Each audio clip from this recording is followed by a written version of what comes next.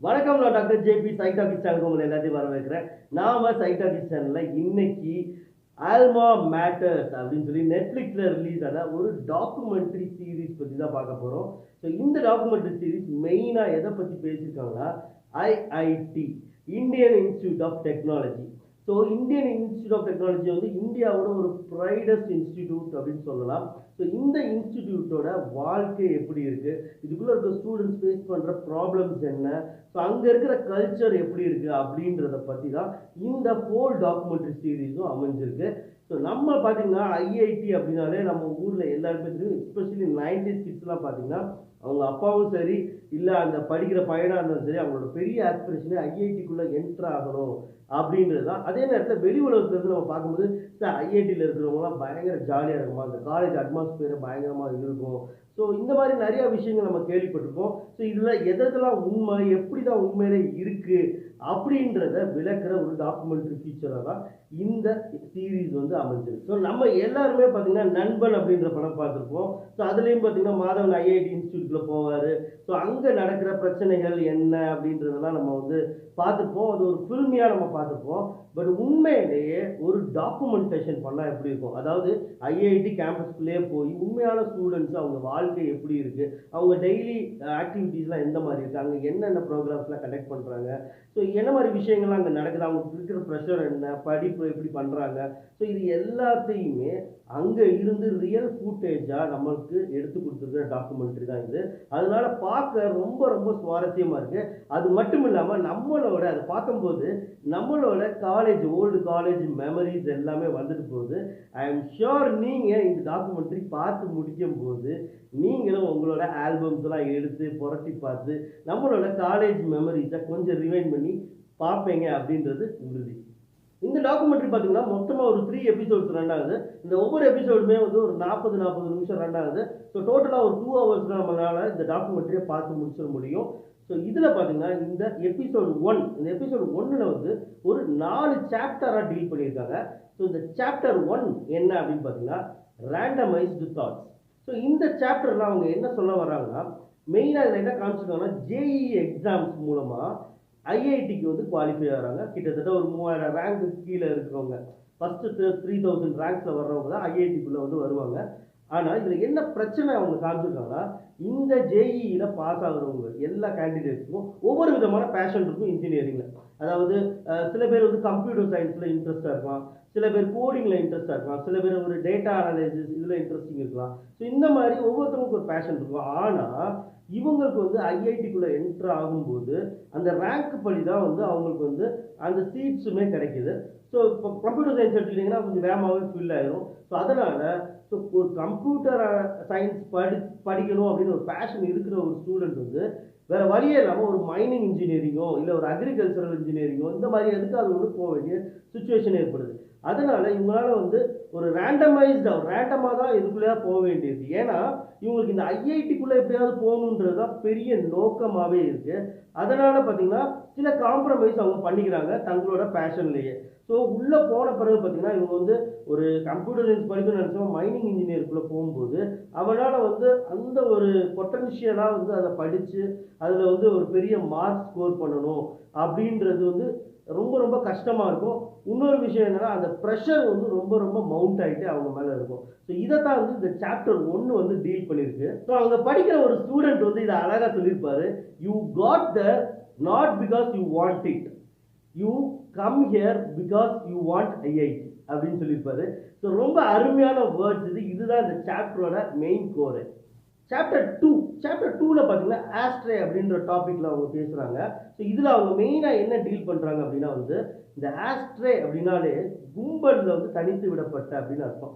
So இதில் என்ன சொல்ல வர்றாங்கன்னா அதாவது 1951 வந்து ஐஐடி ஸ்டார்ட் பண்ணும்போது ஸோ அப்போ இருந்தப்போ பார்த்தீங்கன்னா ஒரு 8 ஸ்டூடெண்ட்டுக்கு ஒரு வாத்தியாருன்ற மாதிரி தான் இது ஆரம்பிக்கப்பட்டது. பட் இன்னைக்கு வந்து எக்கச்சக்க சீட்ஸ் வந்து அவங்க வந்து அட்மிஷன் போடுறாங்க. ஸோ ஒரு கிளாஸ்லேயே பார்த்தீங்கன்னா கிட்டத்தட்ட 150 ஸ்டூடெண்ட்ஸ் கிட்ட உட்காந்துருக்காங்க. நம்ம நண்பன் படத்துலேயே பார்த்தோம்னா ஒரு பெரிய கிளாஸ் ரூம் இருக்குது, ஃபுல்லாக ஸ்டூடெண்ட்ஸ் உட்காந்துருப்பாங்க. ஸோ இது மாதிரி உட்காந்துருக்கும் போது ஸ்டூடெண்ட்ஸ் வந்து ஃபுல் கான்சென்ட்ரேஷனாக அந்த கிளாஸை கவனிப்பாங்களா அப்படின்றது ஒரு பெரிய சந்தேகமாக இருக்குது. ஈவன் அங்கே இருக்க டீச்சர்ஸ் என்ன சொல்கிறாங்கன்னா எங்களால் வந்து எல்லா ஸ்டூடெண்ட்ஸையும் வந்து கவனமாக பார்க்கவே முடியலை. ஸோ என்ன ஆகுதுன்னா வந்து ஸோ ஏதோ அவன் கிளாஸுக்கு வரான், அவனுக்கு விருப்பம் இருந்தால் அவன் படிப்பான், கேட்பான், எழுதுவான், அவனோட இதை பார்த்துக்கணும். எங்கனால இண்டிவிஜுவல் ஃபோக்கஸ் வந்து எல்லாருக்கும் கொடுக்க முடியலை அப்படின்னு சொல்கிறாங்க. இவ்வளோ பெரிய இன்ஸ்டியூட்லேயே இந்த ஒரு பிரச்சனை இருக்கிறது ரொம்ப ரொம்ப அதிர்ச்சியை தான் அனுப்பிச்சு. அதே மாதிரி இந்த ஒரு சாப்டரில் அவங்க வந்து சிஜிபிஏ அப்படின்ற ஸ்கோர் பற்றி பேசியிருந்தாங்க. அதாவது ஒன்றும் இல்லை, அவங்க வாங்குகிற அந்த ஸ்கோர், ஒவ்வொரு செமஸ்டர்லேயும் அவங்க வாங்குற மார்க்ஸை வச்சு அவங்க எடுக்கிற அந்த ஸ்கோர், இது வந்து இன்டர்வியூ ப்ராசஸில் ரொம்ப ரொம்ப முக்கியம், இந்த சிஜிபிஏ ஸ்கோர். ஸோ இந்த ஸ்கோர் வந்து இவங்களுக்கு வந்து ஆல்ரெடி ஃபஸ்ட்டு சாப்டரில் டீல் பண்ண மாதிரி அவங்களுக்கு விருப்பப்பட்ட சப்ஜெக்டில் அவங்க படிக்காதனால அவங்க இந்த ஸ்கோர் வந்து லோவாக எடுக்கிறாங்க. அதுவே வந்து அவங்களுக்கு வந்து ஒரு பெரிய ப்ரெஷராக மாறுது. அதே நேரத்தில் பார்த்திங்கன்னா வந்து மற்ற ஸ்டூடெண்ட்ஸ்ட்டு இருந்தும் இவன் அவ்வளோவா நல்லா படிக்காதவன், இல்லை வந்து ஒரு டீச்சருமே வந்து இவர் நல்லா படிக்காத ஸ்டூடெண்ட் அப்படின்னு சொல்லி கொஞ்சம் எல்லாரும் ஒதுக்கி வைக்கிற ஒரு கல்ச்சரும் அங்கே இருக்குது அப்படின்னு சொல்லியிருக்காங்க. ஸோ அடுத்ததாக தேர்ட் சாப்டரில் வந்து இவங்க என்ன பேசுகிறாங்கன்னா ஐடென்டிட்டி அப்படின்ற டாப்பிக்கில் பேசுகிறாங்க. ஸோ இதில் வந்து அவங்க என்ன காமிச்சிருக்காங்கன்னா மெயினாக அங்கே நடக்கிற காம்படிஷன்ஸ் பற்றி பேசியிருக்காங்க. அதாவது நான் சொல்கிறது அகாடமிக் காம்படிஷன்ஸ் கிடையாது, இது வந்து ஒரு ஹால் காம்படிஷன். அங்கே வந்து டிஃப்ரெண்ட் ஹால்ஸ் இருக்கும், நேரு ஹால், இல்லை வந்து பிகே ஹால், இந்த மாதிரி ஹால்ஸ் வந்து நிறையா இருக்கும். ஸோ அது வந்து அவங்க தங்கியிருக்கிற அந்த ஹால்ஸை வச்சு இருக்கும். ஸோ இவங்களுக்கு இடையில நிறைய காம்படிஷன்ஸ் நடக்கும், ஒரு எக்ஸ்ட்ரா கரிக்குலர் காம்படிஷன்ஸ் மாதிரி. ஆனால் அது வந்து அங்கே பயங்கர காம்படிட்டிவாக நடக்குது அப்படின்றத வந்து காமிச்சிருப்பாங்க. ஸோ ஒவ்வொருத்தவங்களும் எவ்வளோ ஸ்கோர் பண்ணுறாங்க, யார் அதிகமான பாயிண்ட்ஸ் எடுத்து வின் பண்ணுறாங்க அப்படின்றது அங்கே ஒரு ப்ரைடாகவே இருக்குது அப்படின்றத காமிச்சிருப்பாங்க. இது வந்து கண்டிப்பாக நம்ம காலேஜ் மெமரிஸை வந்து பிரிங் பேக் பண்ணிச்சு. நம்ம காலேஜுக்குள்ளேயே பார்த்தீங்கன்னா ஒரு 4 டீம் ஸ்ப்ளிட் பண்ணிவிட்டு அந்த போட்டியெல்லாம் கண்டக்ட் பண்ணுவாங்க, ரொம்ப இன்ட்ரெஸ்டிங்காக இருக்கும். பட் அங்கே வந்து இன்னும் கொஞ்சம் ரொம்ப காம்படிட்டிவாக இருக்குது, ஈவன் ஃபைட்ஸ் எல்லாம் வருது 2 டீம் கிடையாது அப்படின்றதெல்லாம் காமிச்சிருப்பாங்க. அதுக்கடுத்து சாப்டர் 4. இந்த சாப்டர் 4ஓட டைட்டில் என்னன்னு பார்த்தீங்கன்னா 1:9. ஸோ இந்த 1:9 என்ன அப்படின்னு கேட்டிங்கன்னா நீங்களே ஷாக்கிங் ஆவீங்க. என்னன்னா அங்கே 1% தான் பெண்கள், 9% ஆண்கள் தான் இருக்காங்க. ஸோ இந்த ஹோல் எபிசோட்ஸ்லையுமே பார்த்தீங்கன்னா, இந்த ஹோல் டாக்குமெண்ட்ரிலையுமே பசங்க தான் ஃபுல்லாக இருக்கிறாங்க, பொண்ணுங்க ரொம்ப ரொம்ப கம்மியாக இருக்காங்க. விச் இன்ஃபேக்ட் நீங்கள் மெடிக்கல் காலேஜ் பக்கம்லாம் வந்தீங்கன்னா அப்படியே ஆப்போசிட்டாக இருக்கும், பசங்க கொஞ்சமாக இருப்பாங்க, பொண்ணுங்க ஜாஸ்தியாக இருப்பாங்க. ஸோ இந்த மாதிரி இருப்பாங்க. ஸோ பட் ஐஐடியில் பார்த்தீங்கன்னா இந்த பிரச்சனை இருக்குது. இதனாலே பார்த்தீங்கன்னா நிறையா டிஸ்கிரிமினேஷன் அகெயின்ஸ்ட் உமன், ஒரு அவங்களுக்கு இம்பார்ட்டன்ஸ் அப்படின்றது ரொம்ப இல்லை அப்படின்றத காமிச்சிருப்பாங்க. ஸோ அங்கே நடக்கிற வந்து வைஸ் பிரசிடென்ட் எலெக்ஷன் அப்படின்ற மாதிரி ஒன்று நடக்கும். அது வந்து ஒவ்வொரு டிபார்ட்மெண்ட்டுக்குமோ இல்லை வந்து ஒவ்வொரு ஆக்டிவிட்டீஸ் வைஸும் கமிட்டிஸ் வைஸும் வைஸ் பிரசிடென்ட்ஸ் இருப்பாங்க. ஸோ இதுக்கு வந்து எலெக்ஷன்ஸில் நிற்கிறது பார்த்தீங்கன்னா மேக்ஸிமம் வந்து இது வரைக்குமே வந்து ஒரு ஜென் கேண்டிடேட்ஸ் தான் வந்து நிற்கிறாங்க, அவங்க தான் ஜெயிக்கிறாங்க. இது வரைக்குமே வந்து 2016 தான் ஒரே ஒரு பொண்ணு ஸ்போர்ட்ஸ் சைடில் வந்து ஒரு வைஸ் பிரசிடெண்ட்டாக வந்திருக்காங்க நின்று. ஸோ அந்த அளவுக்கு வந்து அங்கே வந்து உமன் கேண்டிடேட் வைஸ் பிரசிடெண்ட்டாக யாருமே வர்றதில்லை அப்படின்ற ஒரு விஷயத்தையும் பதிவு செஞ்சுருக்காங்க. அதே நேரத்தில் நிறையா வந்து ஜெண்டர் டிஸ்கிரிமினேஷன் லைக் செக்ஸிசம் இது எல்லாமே இருக்குது, இங்கே ஐஐடிக்குள்ளே இருக்குது அப்படின்றத காமிச்சிருக்காங்க. ஆனால் அதை வந்து ரொம்ப டீப்பாக உள்ளே போகாமல் இந்த வைஸ் பிரசிடென்ட் எலெக்ஷனை வந்து இந்த எபிசோடில் வந்து இந்த சாப்டரில் வந்து டீட்டெயிலாக அவங்க வந்து காமிச்சிருக்காங்க. அது ரொம்ப சுவாரஸ்யமாக இருக்கும், அவங்க எப்படி எலெக்ஷன் கண்டக்ட் பண்ணுறாங்க, ஸோ எப்படி அந்த ஸ்பீச்சஸ்லாம் எப்படி கொடுக்குறாங்க, ஒவ்வொரு வைஸ் பிரசிடென்ட் எப்படி ஸ்பீச்சஸ் கொடுக்குறாங்க, இதெல்லாம் காமிச்சிருப்பாங்க. ஸோ ரொம்ப ரொம்ப சூப்பராக இருக்கும், அந்த காலேஜுக்குள்ளேயே இருக்கிற ஒரு ஸ்டூடெண்ட்டாக நம்ம ஃபீல் பண்ண முடியும். ஸோ இதுதான் இந்த எபிசோட் 1 ஃபுல்லாக காமிச்சிருக்காங்க, இந்த 40 நிமிஷமும். அடுத்த எபிசோட் பார்த்தீங்கன்னா எஸ்கேப் வெலாசிட்டி அப்படின்னு சொல்கிற ஒரு டைட்டிலில் அவங்க ஆரம்பிச்சிருக்காங்க. இதில் மெயினாக அவங்க என்ன காமிக்கிறாங்கன்னா எஸ்கேப் வெலாசிட்டி, அதாவது வெளியே போகும்போது நீ எவ்வளோ ஃபோர்ஸாக வெளியே போகிற, அதாவது உங்களோட கேம்பஸ் இன்டர்வியூ எப்படி இருக்குது அப்படின்றத காமிச்சிருப்பாங்க. இந்த ஒரு எபிசோடு வந்து பயங்கரமாக இருந்துச்சுங்க. உண்மையிலே நமக்கே அந்த ப்ரெஷர் வந்து அப்படி உட்காந்துடும், அந்த அளவுக்கு வந்து ப்ரெஷர் இருக்குது. ஒவ்வொருத்தவங்களுக்கும் ஒவ்வொரு சிஜிபிஎஸ் ஸ்கோர் இருக்கும், அவங்களுக்கு வந்து ஒரு பேஷன் இருக்கும். அப்போ வந்து மைக்ரோசாஃப்ட் இந்த மாதிரி கம்பெனிகள்லாம் உள்ளே வந்து கேம்பஸ் இன்டர்வியூ வந்து பண்ணும்போது அந்த கேம்பஸ் இன்டர்வியூக்காண்டி அவங்க படுற பாடு, ஒவ்வொரு நைட்டும் சாப்பிடாம தூங்காமல் ஃபஸ்ட் ரவுண்டில் நம்ம முன்னாடி போய் செகண்ட் ரவுண்டுக்கு போமா, தேர்ட் ரவுண்டுக்கு போமா, ஃபோர்த் ரவுண்டுக்கு போமா, நமக்கு வேலை கிடைக்காதா அப்படின்ற மாதிரி. இதில் பார்த்தீங்கன்னா நிறைய பேர் வந்து லோயர் மிடில் கிளாஸ்லேருந்து வந்தவங்க, நல்ல மார்க் எடுத்து முன்னாடி வந்திருப்பாங்க. ஸோ அவங்க வில்லேஜ்லேயே பார்த்தீங்கன்னா ரொம்ப லோ சோஷியோ எக்கனாமிக்கில் அவங்க இருப்பாங்க. இவங்களுக்கு இப்போ மைக்ரோசாஃப்ட்டை வந்து ஒரு இயர்லி 18 lakh சேலரி அப்படின்னு சொல்லி ஒரு பேக்கேஜ் மாதிரி வைக்கும்போது அவங்க வாழ்வாதாரமே உயர்ந்து போகும். ஸோ அதுக்காண்டி அவங்க இது விட்டா இதுக்கு மேலே எனக்கு லைஃப் இல்லை அப்படின்ற அளவுக்கு வந்து அவங்கள வந்து அந்த அளவுக்கு ப்ரெஷர் குக்கரில் இருக்கிற மாதிரி அவங்க இருப்பாங்க.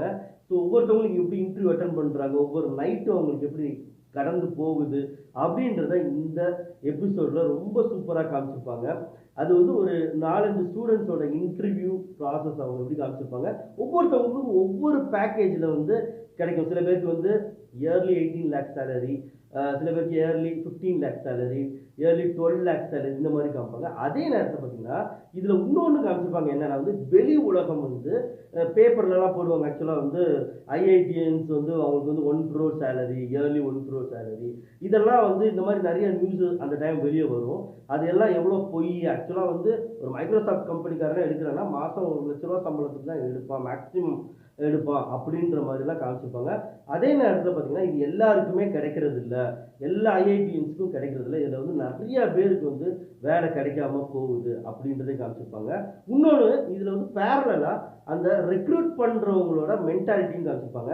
அவங்க என்ன சொல்கிறாங்கன்னா, நாங்கள் எல்லா டைமும் இந்த சிஜிபிஏ ஸ்கோர், அதாவது நீ எவ்வளோ மார்க் வாங்கியிருக்க அப்படின்றது எங்களுக்கு முக்கியம் கிடையாது. உன்னோட அன்னைக்கு ப்ரெசன்டேஷன் எப்படி இருந்துச்சு, என் கம்பெனிக்கு நீ எந்த மாதிரி உதவுவ அப்படின்றது தான் நாங்கள் மெயினாக பார்ப்போம். உங்களோட ஆட்டிடியூட் எப்படி இருக்குது, உங்களோட ப்ரெசன்டேஷன் எப்படி இருக்குது, நீங்கள் வந்து உண்மையிலே ஒரு வில்லிங் டு ஒர்க் இருக்கீங்களா, இல்லை உங்கள் பேஷன் இருக்கா அப்படின்றத அவங்க பார்க்குறாங்க அப்படின்றதையும் இந்த இதில் காமிச்சிருப்பாங்க. அதே நேரத்தில் பார்த்தீங்கன்னா இந்த ஐஐடி அப்படின்றது ஒரு பெரிய பிராண்ட் ஆயிடுச்சு, ஒரு பெரிய பிராண்ட். அதாவது இங்கே வந்து நம்ம வந்து ஒரு கேண்டிடேட்டை ரெக்ரூட் பண்ணுறோம் அப்படின்னா வந்து அவன் உண்மையிலே பயங்கரமான ஆளாக தான் இருப்பான் அப்படின்ற அந்த ஒரு பிராண்ட் இமேஜ் ஒன்று வந்து கிரியேட் ஆயிடுச்சு. அதுவே வந்து அங்கே இருக்க ஸ்டூடெண்ட்ஸ்க்கு வந்து ரொம்ப ப்ரெஷர் ஆகுது. அதாவது டூ மச் எக்ஸ்பெக்டேஷனோட தான் இன்டர்வியூஸ் வர்றாங்க இங்கே. ஸோ அந்த அளவுக்கு நாங்கள் இல்லை, எங்களோட ஈவன் அந்த லாங்குவேஜ் வைஸாக இருக்கட்டும், இல்லை எங்களோட ஸ்கில் வைஸாக இருக்கட்டும் பயங்கரமாக இருக்கும் அப்படின்னு நினச்சிட்டு வர்றதுனாலே எங்களால் ப்ராப்பராக ப்ரெசென்ட் பண்ண முடியல அந்த இன்டர்வியூவை அப்படின்ற அந்த சிக்கலையும் இதில் எடுத்துருப்பாங்க. கடைசியாக பார்த்தீங்கன்னா எபிசோட் 3, லாஸ்ட் எபிசோட். ஸோ இந்த எபிசோடில் வந்து யங்ஸ் மாடுலஸ் அப்படின்ற ஒரு டைட்டில் கீழே பார்த்துருப்பாங்க. இவங்க 2 விஷயத்தை காமிச்சிருக்காங்க. ஒன்று வந்து அங்கே நடக்கிற ஒரு பெரிய ஃபெஸ்டிவல், இல்லு அப்படின்ற ஒரு ஃபெஸ்டிவல் பற்றி காமிச்சிருக்காங்க. அது வந்து தீபாவளிக்கு ஒரு 4 நாளைக்கு முன்னாடி நடக்கும். அந்த ஃபெஸ்டிவல் பற்றி காமிச்சிருப்பாங்க. அப்புறம் இன்னொரு முக்கியமான ஒரு விஷயத்தை பற்றி பேசியிருப்பாங்க, சூசைட் இன் த கேம்பஸ். ஸோ இந்த 2 விஷயத்தை பற்றி தான் இவங்க இந்த எபிசோடில் டிஸ்கஸ் பண்ணியிருப்பாங்க.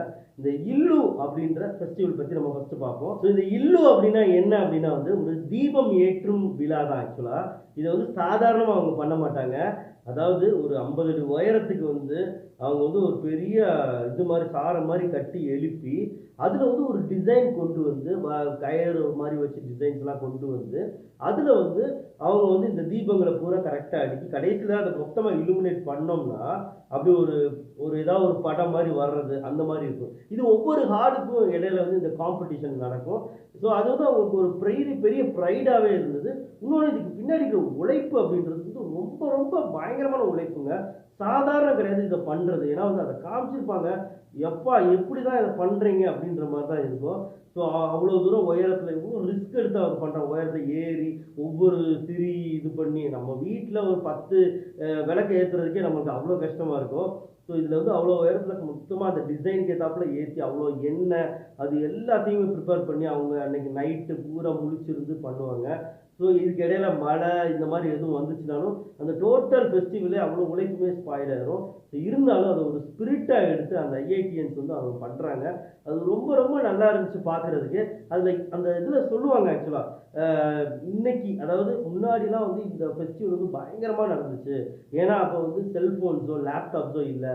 ஆனால் இப்போ வந்து ஒரு ஸ்டூடெண்ட்டுக்கு வந்து லேப்டாப்பு, சாப்பாடு, பாத்ரூம் இந்த 3 இருந்துச்சு அப்படின்னா அவங்க வந்து அந்த ரூமை விட்டு எவ்வளோ நாள் ஆனாலும் வெளியே வர மாட்டாங்க. அந்த அளவுக்கு அதுவே அவங்களுக்கு போதுன்ற மாதிரி இருக்கு. ஸோ ஆனால் அதனால் வந்து இப்போ இந்த ஃபெஸ்டிவல் வந்து நிறைய பேர் வந்து இன்வால்மெண்ட்டாக வந்து பண்ண மாட்டாங்க. கொஞ்ச நாளில் இந்த இல்லு அப்படின்றது வந்து ஐஐடியில் காணாமல் போயிடும் அப்படின்றத அவங்க வந்து சொல்லியிருப்பாங்க. இருந்தாலும் அதை வந்து நமக்கு அதை இலுமினேட் பண்ணி காமிச்சிருப்பாங்க. அந்த செம்மையாக இருக்கும். அது கொஞ்ச நேரம் தான் எரியும், அவ்வளோ நேரம் உழைப்பு, ஆனால் கொஞ்சம் தான் எரியும். ஆனால் என்ன நம்புகிறாங்கன்னா ஐஐடிஎன்ஸ் வந்து இந்த இந்த உழைப்பு, இதுக்கு பின்னாடி இருக்கிற அந்த உழைப்பு வந்து இது நம்மள நல்லா மோட்டிவேட் பண்ணும். இது வந்து நிறைய சீனியர்ஸ், ஜூனியர்ஸ் இடையில இருக்க இன்ட்ராக்ஷன் எல்லாத்தையும் கூட்டும். நம்மளோட ஒரு லீடர்ஷிப் குவாலிட்டி எல்லாத்தையும் இன்க்ரீஸ் பண்ணும். அப்படின்றத வந்து அவங்க வந்து நம்புறாங்க. ஸோ இந்த இல்லு அப்படின்றது வந்து தான் இந்த எபிசோட ஒரு செக்மெண்ட். இன்னொரு செக்மெண்ட் என்ன அப்படின்னு பார்த்தீங்கன்னா வந்து அங்கே நடக்கிற சூசைட்ஸ் பற்றி சொல்லியிருக்காங்க. ஸோ அட்லீஸ்ட் ஒரு வருஷத்தில் வந்து ஒரு 5 பேராவது சூசைட் பண்ணிக்கிறாங்க ஐஐடியில் அப்படின்றது ஒரு சோகமான ஒரு விஷயமா தான் இருக்குது. இவ்வளோ ப்ரைடான ஒரு இன்ஸ்டிடியூட்டில் இப்படி இன்னும் நடக்குது அப்படின்றது வந்து ரொம்ப ரொம்ப கஷ்டமாக இருக்குது கேட்கவே. ஸோ இவங்க எதனால் இறக்குறாங்க அப்படின்னு அங்கே இருக்க ஸ்டூடெண்ட்ஸு, ஸ்டாஃப் இவங்ககிட்டலாம் வந்து இந்த டாக்குமெண்ட்ரியில் கேட்குறாங்க. ஸோ அப்போ வந்து அவங்க மெயினாக சொல்கிறது என்னென்னா, ஸோ யூஸ்வலாக சொல்கிறது இந்த அகாடமிக் ப்ரெஷர், அதுக்கப்புறம் வந்து நம்மளால் பயங்கரமாக மார்க் ஸ்கோர் பண்ண முடியலை, இல்லை மிங்கிள் ஆக முடியலை, இல்லை வந்து ரொம்ப இன்ஃபீரியாரிட்டி காம்ப்ளெக்ஸு, இதனால் நிறைய பேர் சூசைட் பண்ணுறாங்க அப்படின்னு இருக்குது. இதெல்லாம் தாண்டி அதே மாதிரி வேறு ஏதாவது அவங்களுக்கு ஒரு பேஷன் இருக்கும், ஆனால் வந்து இதை தான் படித்தாகணும் அப்படின்ற ஒரு சுச்சுவேஷன் இருக்குது. ஸோ இதை எல்லாமே வந்து ஒரு காரணங்களை அவங்க சொல்கிறாங்க. இதெல்லாம் தாண்டி ஒரு காரணம் இருக்குது. இதை அங்கே இருக்கிற ஒரு ஸ்டூடெண்ட் வந்து சூப்பராக சொல்கிறாரு. பிரதீப் எஸ் கௌதம் அப்படின்ற ஒரு ஸ்டூடெண்ட் சொல்கிறாரு. அவர் என்ன சொல்கிறாருன்னா, இந்த 1-to-1 ரிலேஷன்ஷிப் வந்து இப்போ ரொம்ப கம்மியாயிடுச்சு. நம்மளே பார்த்தீங்கன்னா நம்ம படிக்கிற காலத்துக்கும் இப்போ இருக்கிற ஸ்டூடெண்ட்ஸுக்குமே ஒரு வித்தியாசம் பார்த்துருப்போம். நான் முன்னாடி சொன்ன மாதிரி அவங்க வந்து இந்த இன்ட்ராக்ஷன், அதாவது சீனியர்ஸ் கூட இன்ட்ராக்ஷன்ஸு, இல்லை அவங்க கிளாஸ்மேட்ஸ் கூட இருக்கிற இன்ட்ராக்ஷன்ஸுமே ரொம்ப ரொம்ப கம்மியாகிட்டே வருது. ஏன்னா அந்த காலத்தில் வந்து காலேஜஸில் வந்து வேறு எந்த ஒரு டிஸ்ட்ராக்ஷன்ஸுமே இல்லை. லைக் மொபைல்ஸோ லேப்டாப்ஸோ எதுவுமே இல்லாதனால வேறு வழியே இல்லை, அவன் ஃப்ரெண்டு கூட பேசி தான் ஆகணும். ஸோ அப்படி போய் பேசும்போது பார்த்தீங்கன்னா டெய்லி பார்க்குற ஒரு உருவம், நம்ம வந்து டெய்லி அவனை பார்க்குறோம், டெய்லி மீட் பண்ணுறோம், அவனோட முகம் கொஞ்சம் சுண்டுனாலுமே கொஞ்சம் வாடினாலுமே நம்மளால் கண்டுபிடிக்க முடியும். பட் இன்னைக்கு அது முடிய மாட்டேங்குது. ஏன்னா வந்து அவனையே நம்ம ஒரு 3 நாளைக்கு ஒரு தடவை தான் பார்க்குறோம். அவன் வந்து ஏன்னா வந்து இந்த சூசைட் நடக்கும்போது எல்லாமே என்ன சொல்கிறாங்கன்னா, நேற்று கூட பார்த்தேன் அவன் நல்லா தான் இருந்தான் அப்படின்றாங்க. ஏன்னா நேற்று மட்டும்தான் நீ அவனை பார்க்குற, அவன் முன்னால் வந்து அந்த டிஃப்ரென்சியேஷனை பண்ணவே முடியாது. டெய்லி உன் ஃப்ரெண்டை நீ பார்த்துக்கிட்டே இருந்தேன்னா அவனோட ஒரு சின்ன அந்த ஒரு முக சேஞ்சஸ் வந்து அவனுக்கு வந்து நல்லா தெரியும். அவனுக்கு சோகமாக இருக்கானா, இல்லை சந்தோஷமாக இருக்கானா, கோபமாக இருக்கானா அப்படின்ற வித்தியாசம் தெரியும். இன்னொன்று வந்து அந்த 1-to-1 இன்ட்ராக்ஷன் டெய்லி இருக்கும்போது உங்களுக்கு வந்து அந்த ஒரு உணர்வு பரிமாறுதலும் இருக்கும். ஆக்சுவலாக சரி ஏதோ ஒரு பிரச்சனை இவன்ட்டு சொல்லலாம், சும்மாவது சொல்லலாம். அவன் வந்து பார்த்தீங்கன்னா உங்களோட பிரச்சனையை ஒரு ஜோக் அடித்து காலி பண்ணிட்டு கூட போயிடுவான். சரி இவ்வளோ தானா இந்த பிரச்சனை அப்படின்னு சொல்லி சாதாரணமாக விட்டுட்டு போகலாம். அதாவது நம்ம வாழ்க்கைக்கு அப்புறம், அதாவது இந்த காலேஜ் லைஃபுக்கு அப்புறம் ஒரு பெரிய லைஃப் இருக்குது. ஸோ இன்னும் வாழ்க்கையில் நிறைய மாற்றங்கள் இருக்குது. இது மட்டுமே வாழ்க்கை கிடையாது, இதில் மார்க் வாங்குறது, இதில் சாதிக்கிறது மட்டுமே கிடையாது அப்படின்றத ஒரு ஃப்ரெண்ட்ஷிப் அப்படின்றது வந்து உணர்த்தும். அதனால தான் அந்த ஃப்ரெண்ட்ஷிப் இப்போ ரொம்ப கம்மியாகிட்டே வருது. அப்படின்றதுனால தான் எல்லாமே வந்து ஒரு டிஜிட்டல் வேர்ல்டுக்குள்ளே போனனால தான் இந்த மாதிரி சூசைட் அக்கறாகுது அப்படின்ற இன்னொரு விழிப்புணர்வான ஒரு விஷயத்தையும் இந்த எபிசோடில் அவங்க காமிச்சிருப்பாங்க. ஸோ இந்த எபிசோட் 3யோட எண்டில் எல்லாரும் காலேஜை விட்டு கிளம்புறாங்க. ஸோ அதோடு அவங்க முடிச்சிருப்பாங்க. அதே நேரத்தில் வந்து பழைய ஓல்டு அலுமினிஸ், அதாவது 1951லாம் இருப்பாங்களா, இப்போ அவங்களுக்கு வந்து வயசு கிட்டத்தட்ட 65-70 வயசு இருக்கும்.